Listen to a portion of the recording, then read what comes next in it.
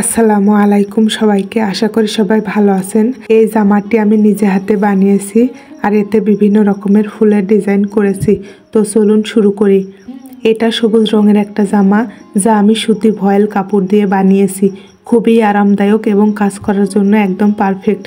ডিজাইনের জন্য আমি ব্যবহার করেছি সুতি লাচ্ছি সুতা। এই যে দেখুন, এখানে আমি ফুল সেলাই করছি। প্রথমে লেজি ডেজি স্টিচ দিয়ে ফুলের পাপড়ি তৈরি করছি। এই স্টিচ খুবই সহজ এবং এর ফলে ফুলগুলো খুব সুন্দর করে ফুটে ওঠে। এই ফুলগুলো দেখতে খুবই নান্দনিক লাগে এবং জামাটির সৌন্দর্য আরো বাড়িয়ে তোলে।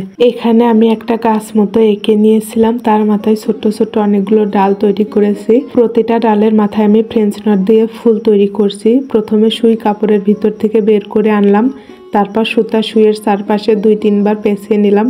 এরপর সুইটা ডালের মাথায় খুব কাছাকাছি আবার ঢুকিয়ে দিলাম।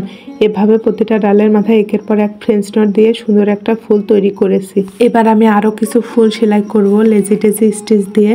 এই ফুলটা আমি লাল রঙের সুতায় সেলাই করেছি। লাল রংটা সবুজের সঙ্গে অনেক সুন্দর লাগে, তাই না? এরপর আমি মিষ্টি কালারের সুতা দিয়ে একটা ফুল তৈরি করলাম। এই রংটা খুবই সফট এবং জামার পুরো লুকটাকে ভারসাম্য দেয়। আর এখানে বেগুনি রং দিয়ে আরেকটা ফুল যোগ করলাম। বেগুনি সবসময় একটা রিচ ফিল দেয়, এটা ডিজাইনকে আরো বেশি আকর্ষণীয় করে তোলে।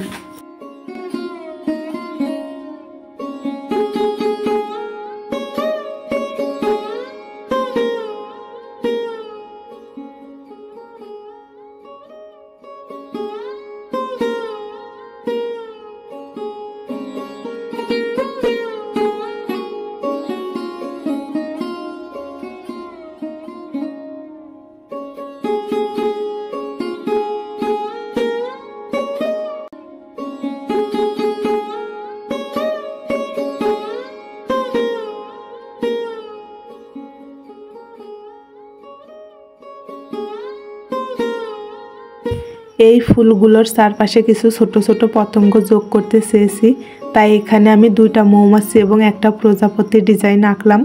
মৌমাছিগুলো জামার ডিজাইনে একটা প্রাণবন্ত ভাব নিয়ে আসে, আর প্রজাপতিটা পুরো ডিজাইনকে আরও রঙিন এবং আকর্ষণীয় করে তোলে। সর্বপ্রথম প্রজাপতির সুর দুটো সেলাই করে নিলাম। এরপর যতটুকু কালো অংশ দেবো ততটুকু কালো রঙের সুতা দিয়ে করে নিয়েছি। এখানে একটু চিকন করে সুতা নিলে সেলাইটা ভালো ফিনিশিং হবে। এরপর বাকি অংশটা আমি লাল সুতা দিয়ে করেছি। প্রজাপতির মধ্যেও কোথাও কোথাও সাদা রঙের একটা স্পট দিয়ে দিয়েছি, কারণ এটা দিলে আরো বেশি সুন্দর লাগবে। তারপরে এই যে একটা ঝিঝি পোকা তৈরি করলাম। এটা আমি কি কালার দিয়ে করবো বুঝতে পারছিলাম না, পরে ভাবলাম ছোট কালে তো অনেক লাল রঙের ঝিঝি পোকা দেখেছি, তাই এটা আমি লাল রঙেরই করলাম। তারপরে এই যে বাসন্ত হলুদ এবং কালো রং দিয়ে প্রজাপতি সেলাই করে নিলাম এবং প্রজাপতির পাখনাটা আমি সাদা কালার রেখেছি। এইভাবে আমি একে একে সব ডিজাইন তৈরি করেছি। সত্যি বলতে এই কাজগুলো করতে অনেক সময় লাগলেও এর প্রতিটা মুহূর্ত উপভোগ করেছি। আশা করি আপনাদেরও ভালো লাগবে। তো এই ছিল আমার আজকের প্রজেক্টের আপডেট। কমেন্টে জানাবেন আপনাদের কোন অংশটা সবচেয়ে ভালো লেগেছে এবং অবশ্যই চ্যানেলটি সাবস্ক্রাইব করে আমাদের সাথেই থাকুন। পরের ভিডিওতে আরও নতুন কিছু নিয়ে আসবো ইনশাল্লাহ। আল্লাহ হাফেজ।